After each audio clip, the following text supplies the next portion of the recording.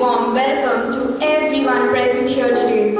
We are happily looking forward to celebrating the 144th birth anniversary of the Divine Mother. We begin the program by hoisting the Mother's flag. This will be followed by the Mother Salute, executed by the students.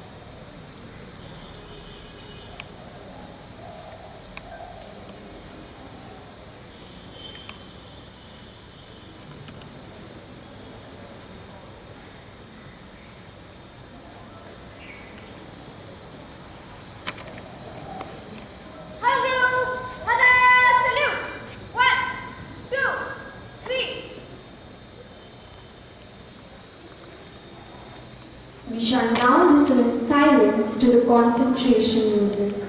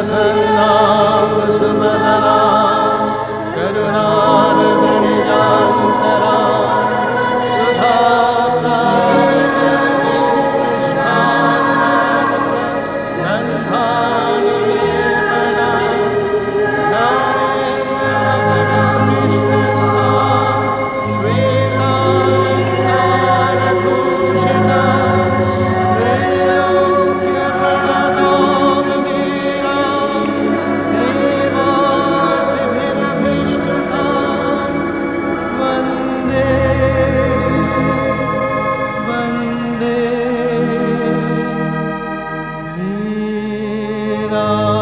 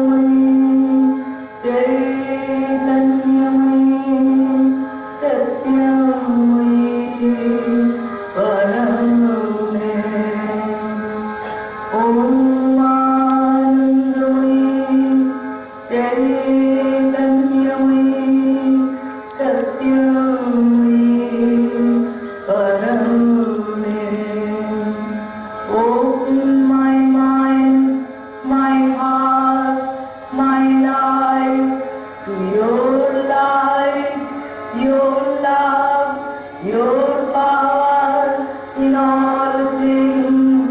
May I see the divine. Open my mind, my heart, my life to your light, your love, your power in all things. May I see the divine.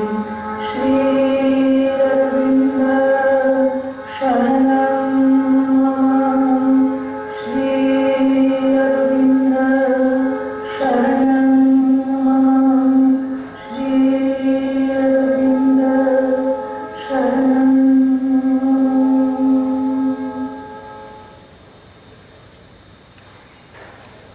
We shall now watch the March Past executed by the students of 8th C.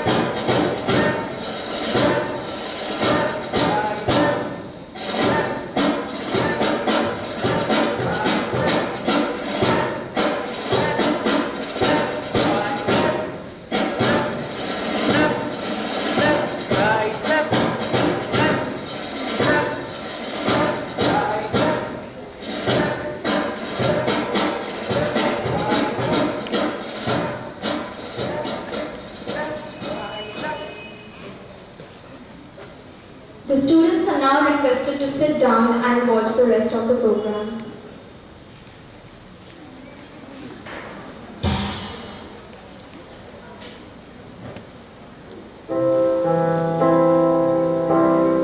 Standing at the threshold of a better tomorrow, we begin paying our tribute to the Mother by thanking both our spiritual guides, Sri Aurobindo and the Mother, for giving us strength during the pandemic.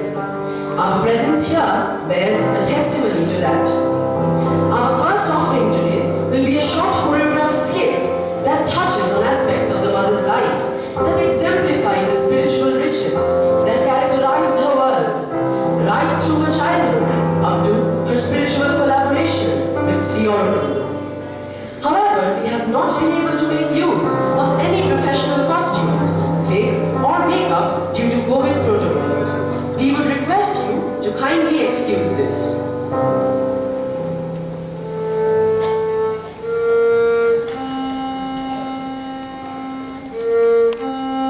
The Mother was born in Paris on 21st February 1878 to Maurice Alfasa, a Turkish banker, and Mathilde Ismailon, an Egyptian lady. Mira was exceptional even as a child. Even in her early years, she became conscious of her special purpose of life. I started contemplating or doing yoga from the age of 4. There was a small chair for me on which I used to sit, still engrossed in my meditation. From the age of 5, she was conscious that she did not belong to this world. At this age began her spiritual discipline, her sadhana.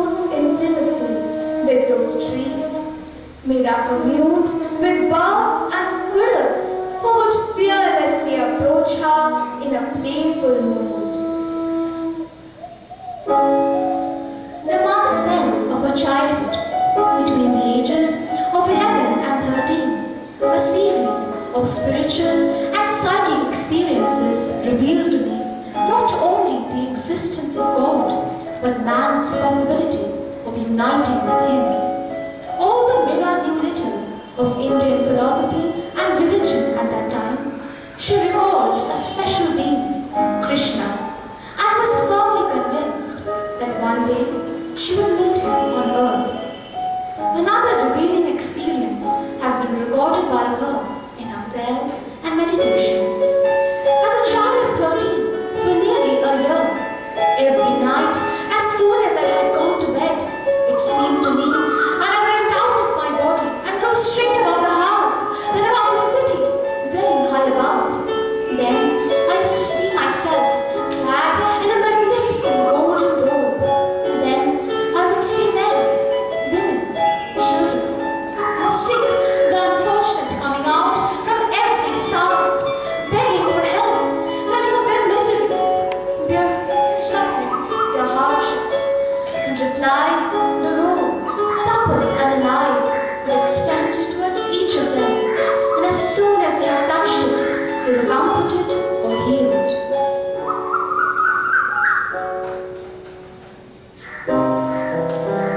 But life for Mira was not one-sidedly an inner life only. She could be firm and resolute if it was a question of fighting for the truth or protecting comrades.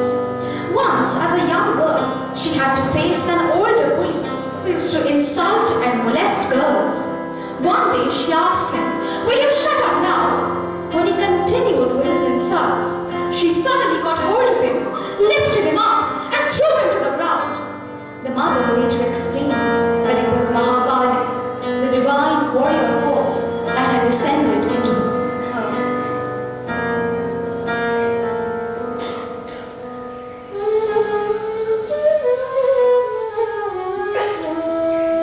When the mother was about 21, she met an Indian who gave her a copy of the Bhagavad Gita.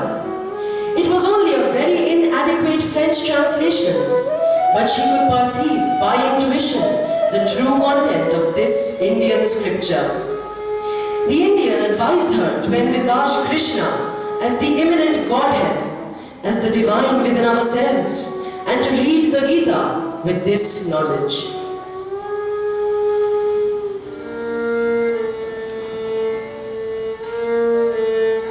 Around 1914, the mother felt irresistibly drawn towards India, the one country which she always felt to be her true mother country. In 1914 March, along with Paul Richard, her husband, she set sail for India aboard the Japanese steamer Kaga Maru. They arrived in Pondicherry in the early hours of 29th March.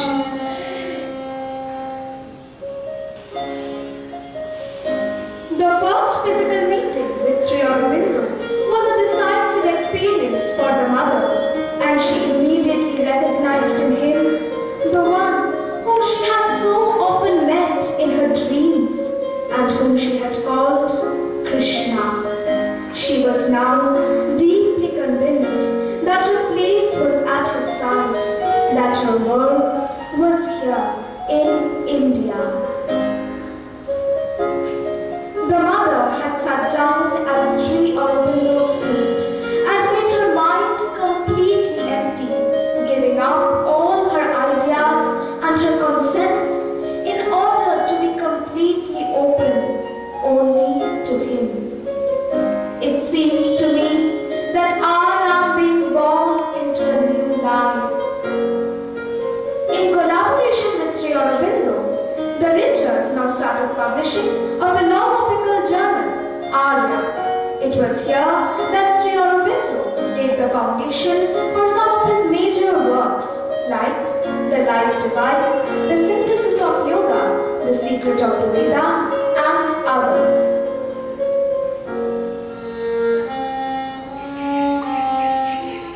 The First World War began, and the mother had to go back to France, much against her will.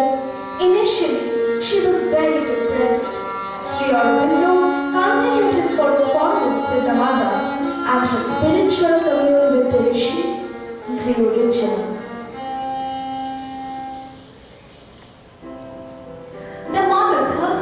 for a return to India. The Richards had briefly stayed in England before moving to Japan in 1916. At last, the opportunity came for the mother to finally return to Pondicherry in 1920. Hereafter, she never left India.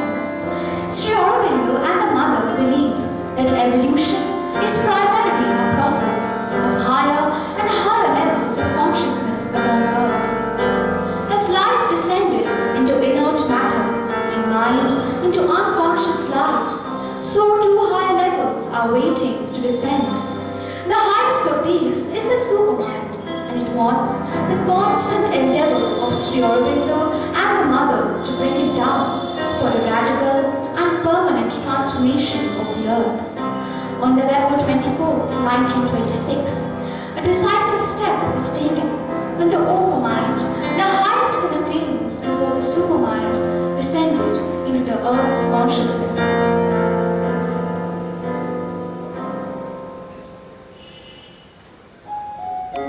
It was a momentous day. It also brought about many outward changes.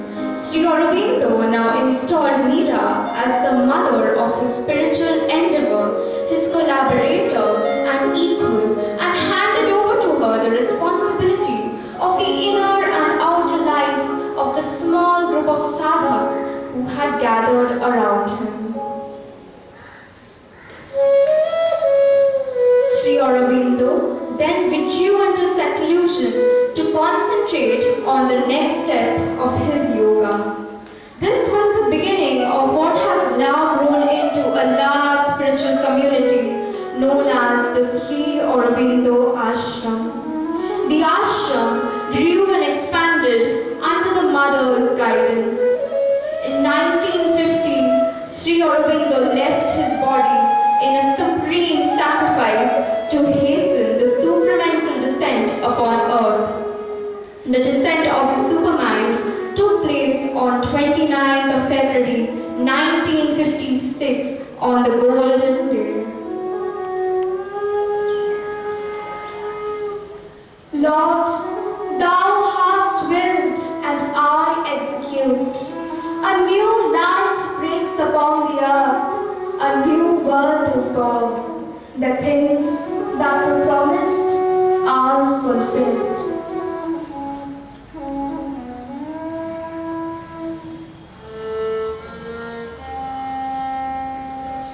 As our own personal spiritual quest continues, we look to the Mother and Sri Aurobindo for help. It has been our honor and our privilege to present this humble homage to the Mother. We hope you enjoyed the program. Her benevolent spirit lives on amidst us. This has also been our tribute to Sri Aurobindo for his 150th birth anniversary.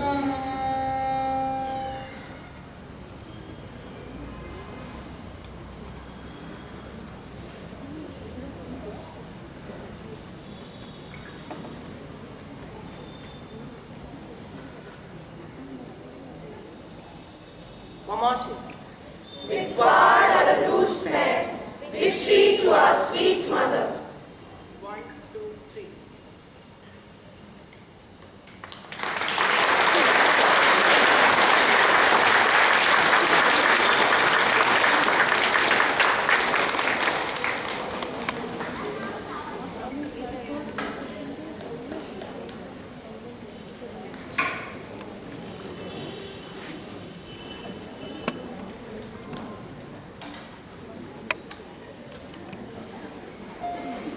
Now we move on to other tributes to her. The first of these will be a drill display by CSA students of classes 1 to 4. Sri Aurobindo and the Mother both believed that for education to be holistic, it had to incorporate physical education. The Mother said, all education of the body should begin at birth and continue throughout life. It is never too soon to begin, nor too late to continue. Our school lays great stress on this aspect of education.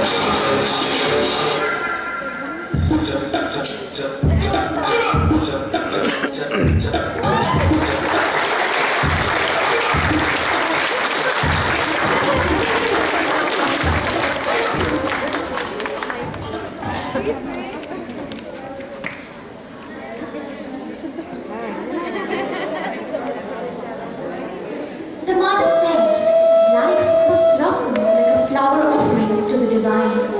Coming up next is a French presentation, a floral offering to the divine. At the Sri Aurobindo ashram, the mother over time had given spiritual names to nearly 900 flowers, revealing their deepest aspiration. Even though all the significances were given by the mother, Sri Aurobindo's touch is undoubtedly felt, since the spiritual significances of the flowers correspond to its incisive psychological analysis of the different planes of consciousness and parts of our being.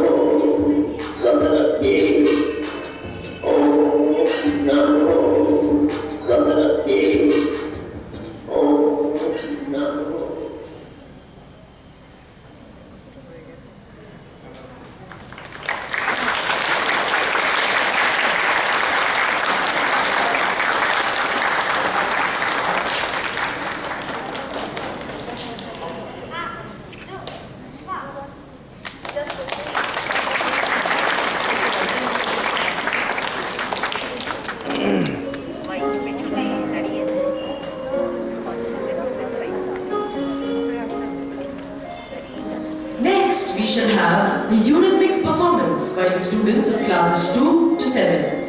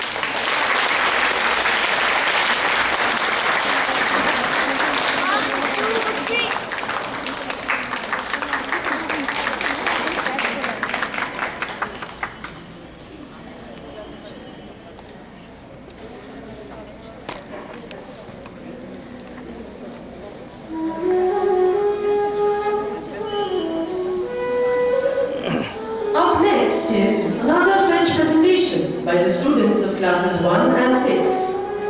This French presentation, entitled Mirror, depicts a girl's realization of the change that has come in her in the last 2 years as she gazes into the mirror in introspection.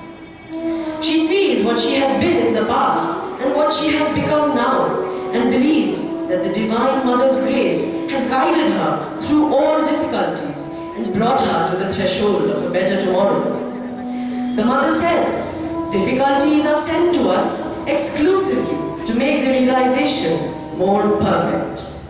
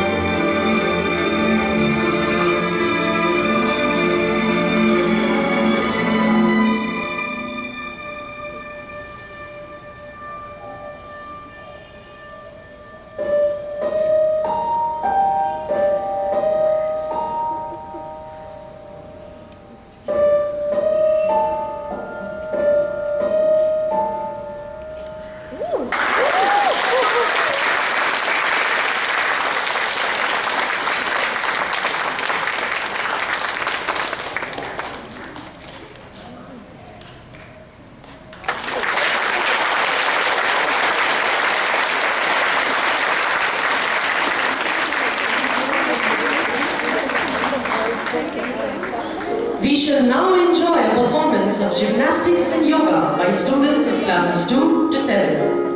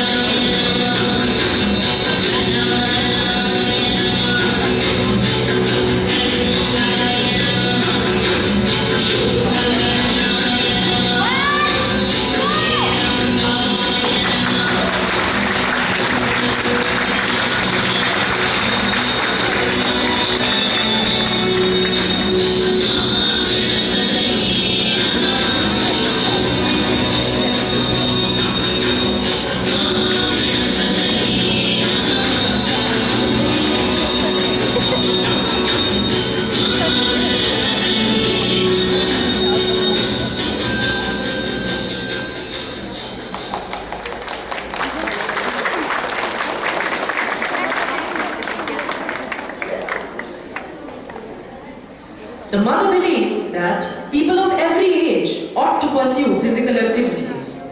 Let's have the pleasure of watching our teachers and staff perform.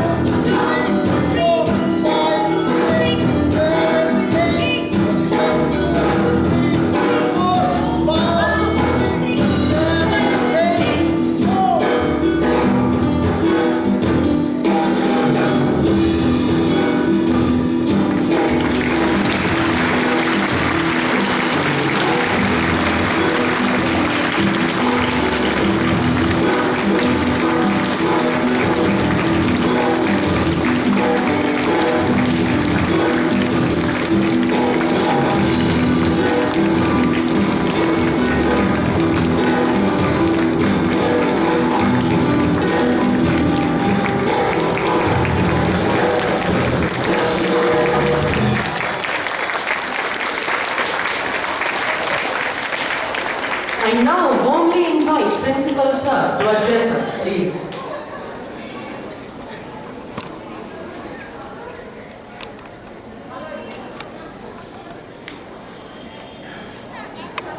Dear parents, feels so nice to see all of you back in school.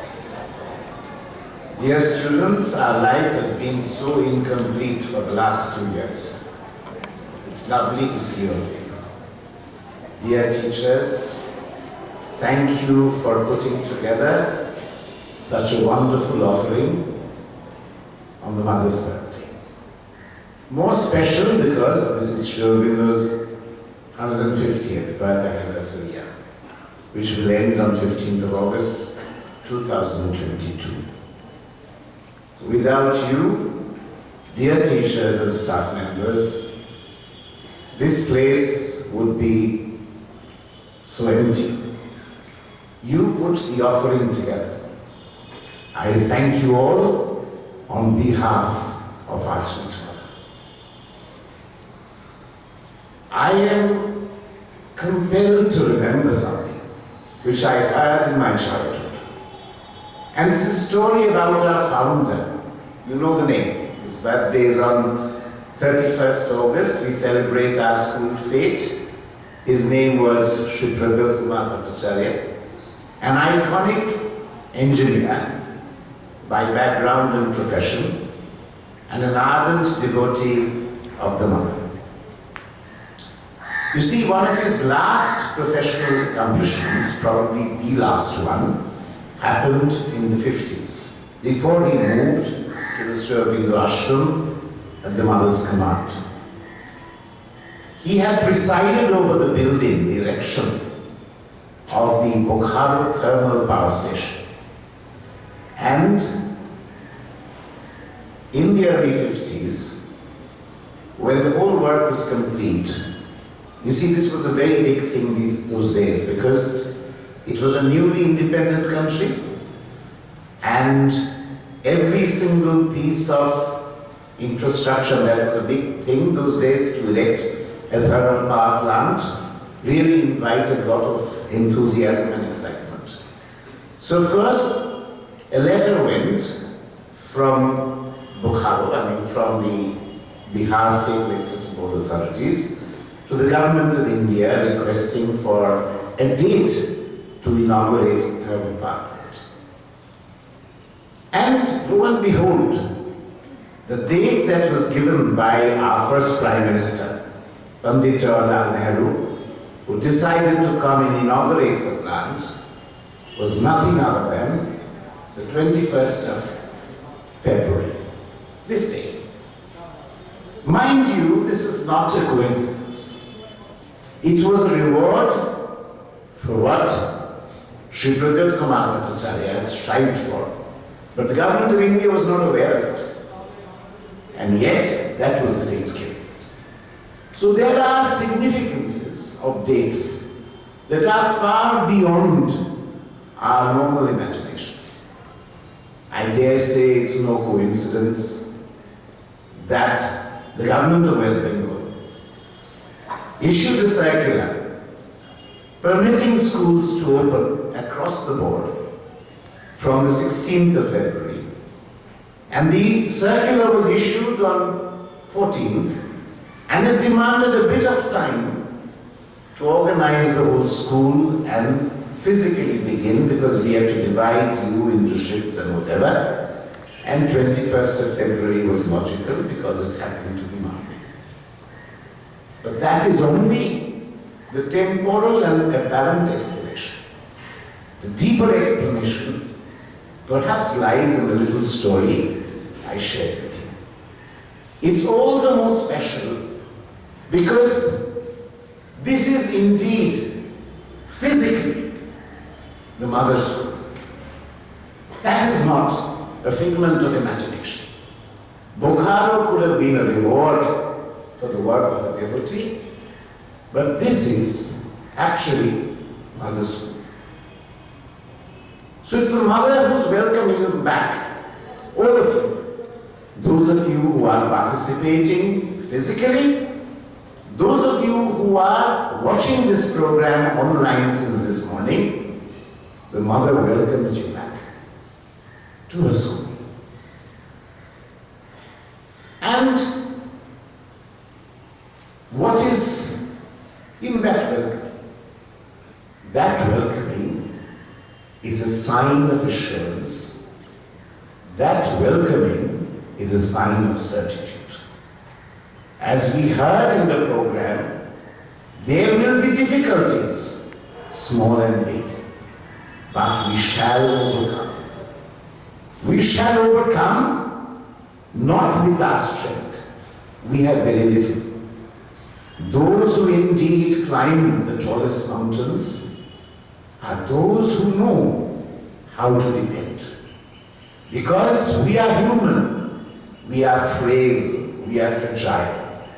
But when we stand on the rock of faith, the faith that the Mother has given us, then we are invincible.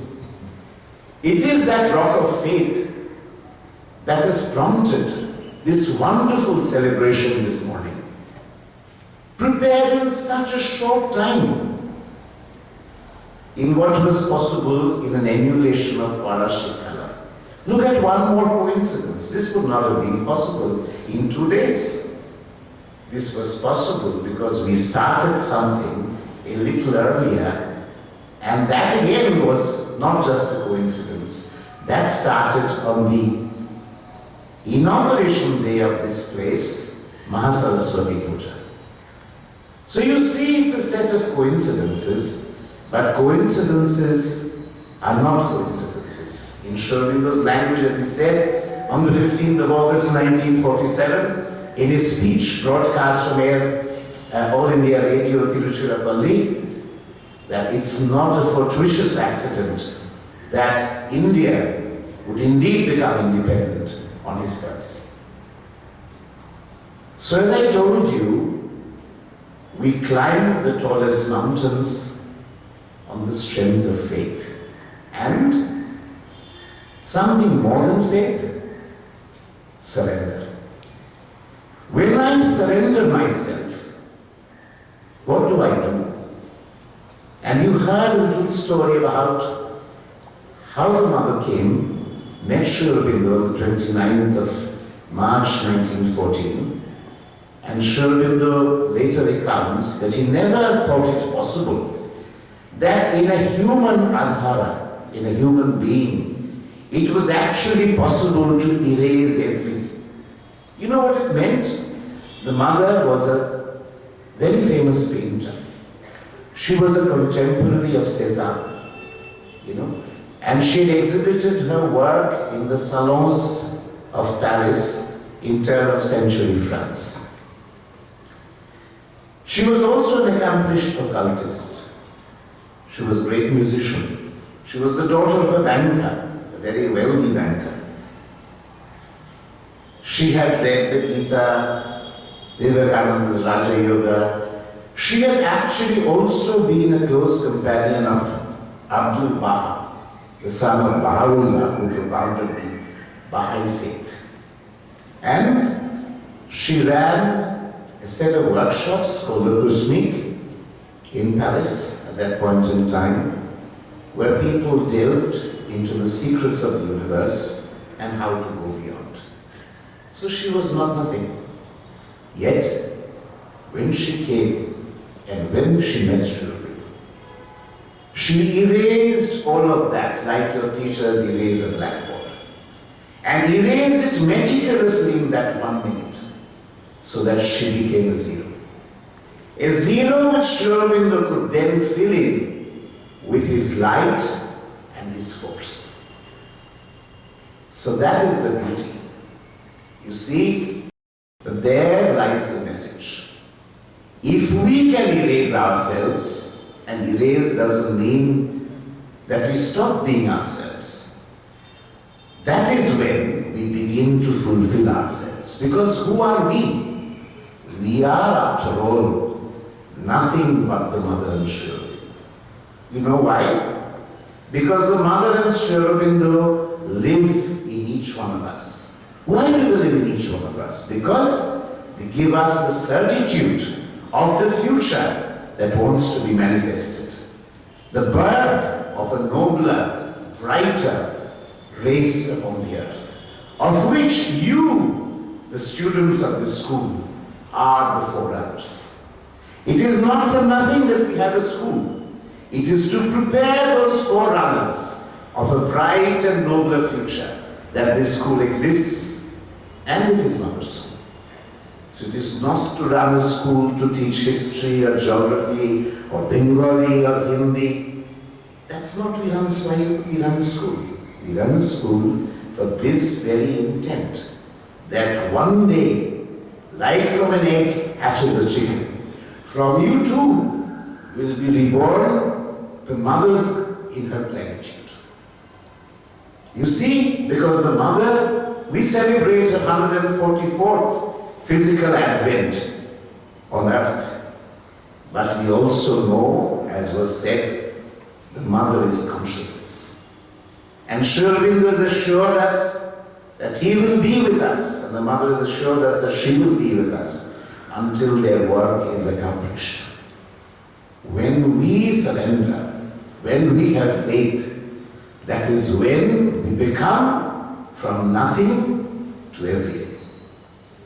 These are probably very, very big words for you, and I know that. But as many of our alumni, and we have one here today who made possible this wonderful show, Eurythmics, thank you very much, and we've just started with our children. It is one community.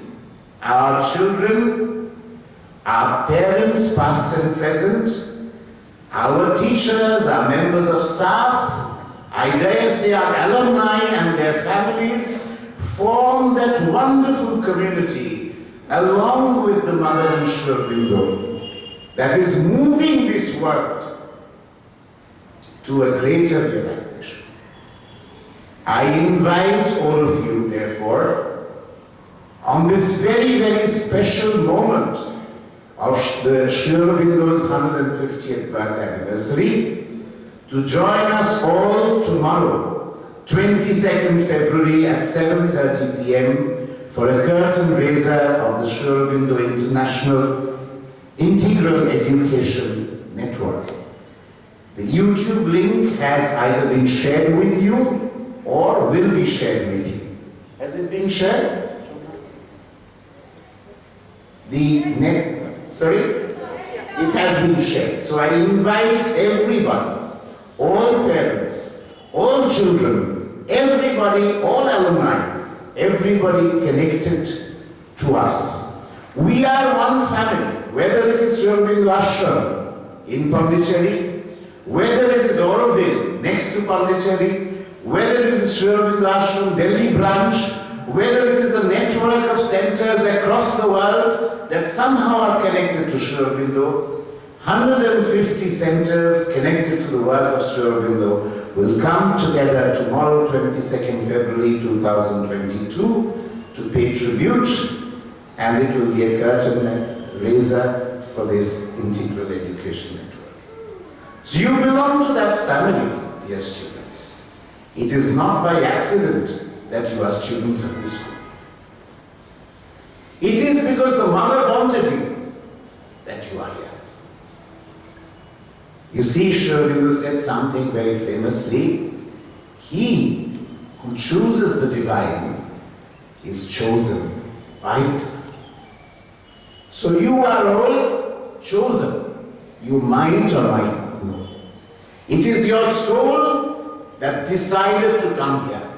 Whether you are students or teachers or parents or alumni or members of staff of this wonderful institution, it is because in your deepest aspiration, in some life or the other, that you wanted to be with the mother, that you are here today.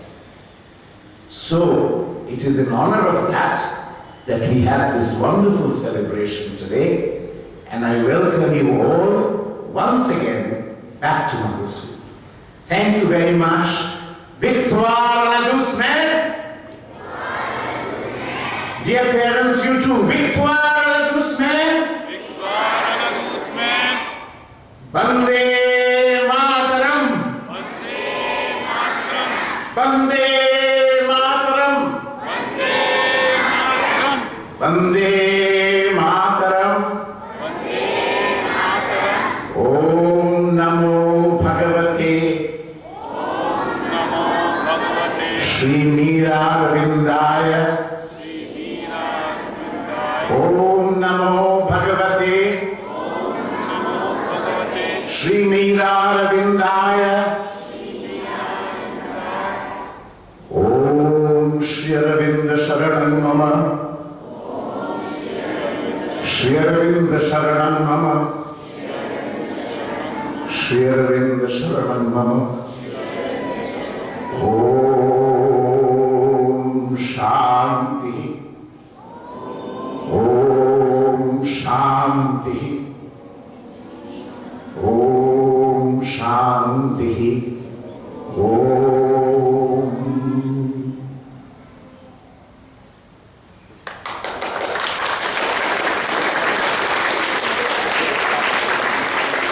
I'll read out to you the blessings that has been distributed from Sri Aurobindo Ashram Pondicherry today.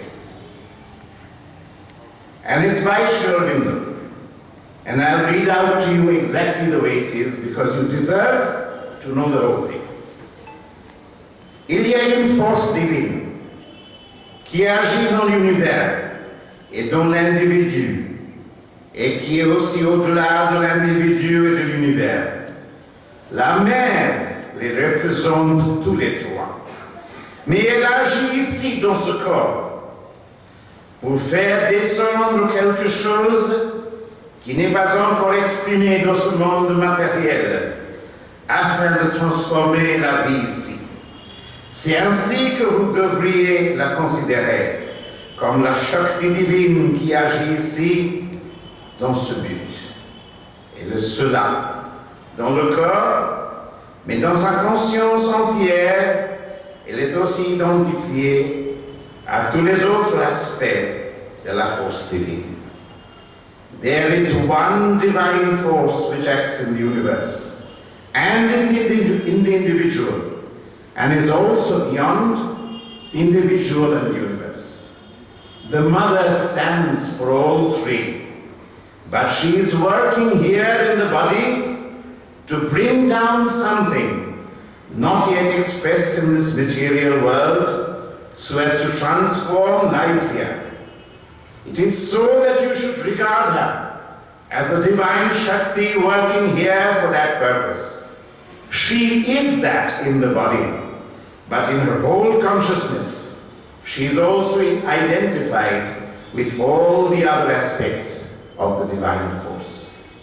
That is a quote from Sri Aurobindo. Thank you.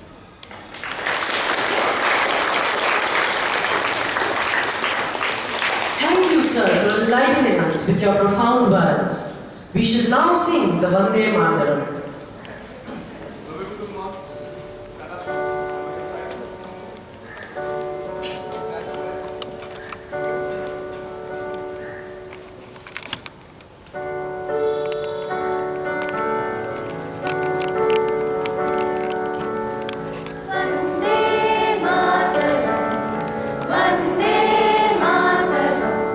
Sujalam sufalam malayata shitala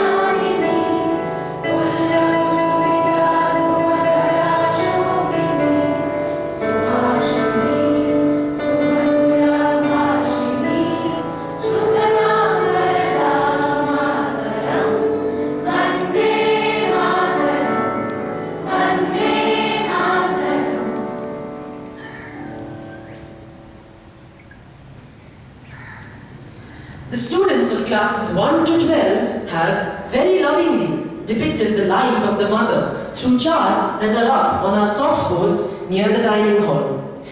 Glimpses of the mother's life, 1878 to 1914.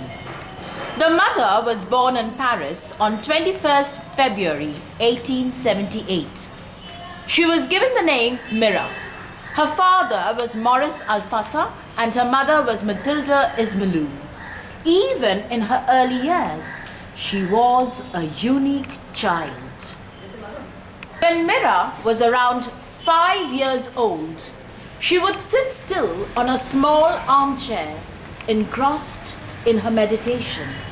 A brilliant light would descend over her head and she would concentrate on this light and feel this consciousness always above her head.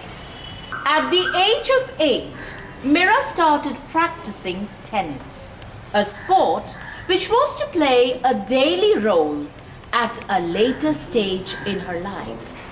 In order to make quick progress, instead of playing with her comrades, she chose older players who were more experienced.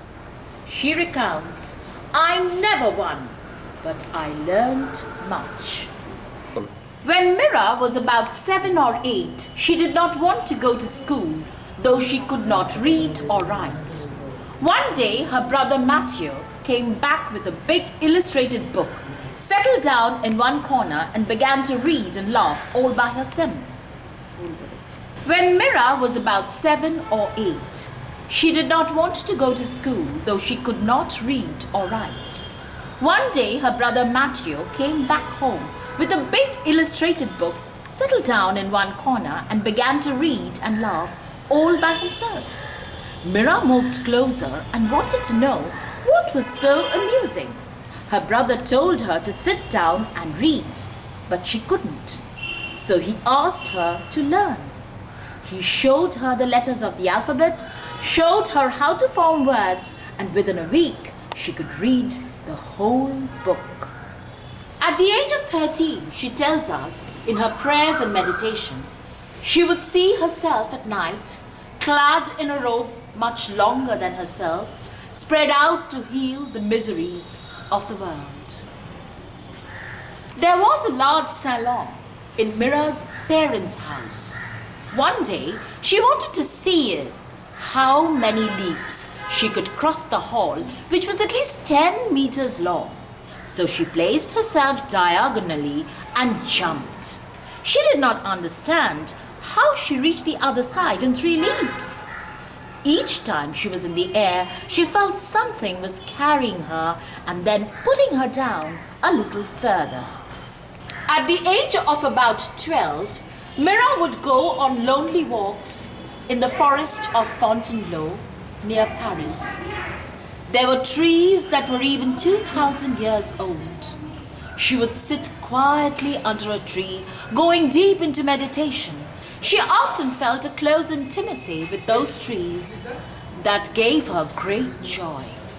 Even birds and squirrels from them would come down very close to her playfully. Between 11 and 13, Mira had a series of psychic and spiritual experiences which revealed to her not only the existence of God, but her possibility of uniting with Him, of manifesting Him upon the earth in a life divine. Practical discipline for its fulfillment was given to her during her body's sleep by several teachers. The spiritual and psychic relation with one of these beings became more clear and frequent. Though Mira knew little of Indian philosophies and religions then, she was led to call him Krishna. Between the age of 18 and 20, Mira had attained a conscious and constant union with the Divine Presence. A little later, Vivekananda's Raja Yoga came to her hands. The book could explain to her something in a few months, which would have perhaps taken years to do. Around the age of 21 or 22, Mira met an Indian who spoke to her about the Gita. He said, read the Gita and take Krishna as the symbol of the immanent God. Well, in a month, the whole work was done. In 1905, the mother met Max Thion. The next 2 years, she made trips to Tlemcen in Algeria to study occultism with the Thions. On the very first day, she told Thion, "My psychic being governs me. I am afraid of nothing." Her writing about that period describes how she was able to exercise control over subtle phenomena, have a spontaneous awareness of dangers, and do conscious work during her sleep at night. She also experimented with exteriorizing herself by visiting Paris in her vital body. The years from 1908 to 1914 was a period of intense mental development for the mother, leading to the realization of something luminous and true beyond the synthesis of all mental knowledge. Between 1912 and 14, the mother translated from English into French parts of Buddhist texts, the Aurobindo, the Kaivalya and Isha Upanishads, the Narada Bhakti Sutras, the Bhagavad Gita, and some sayings of Sri Ramakrishna. The years from 1908 to 1914 was a period of intense mental development for the mother, leading to the realization of something luminous and true beyond the synthesis of all mental knowledge. Between 1912 and 14, the mother translated from English into French parts of Buddhist texts, the Aurobindo, the Kaivalya and Isha Upanishads, the Narada Bhakti Sutras, the Bhagavad Gita, and some sayings of Sri Ramakrishna. On 29th March 1914, the mother arrived in Pondicherry from Paris. She met Sri Aurobindo in the afternoon. Later, the mother said, "As soon as I saw Sri Aurobindo, I recognized in him the well-known being whom I used to call Krishna. And this is enough to explain why I am fully convinced that my place and my work are near him in India."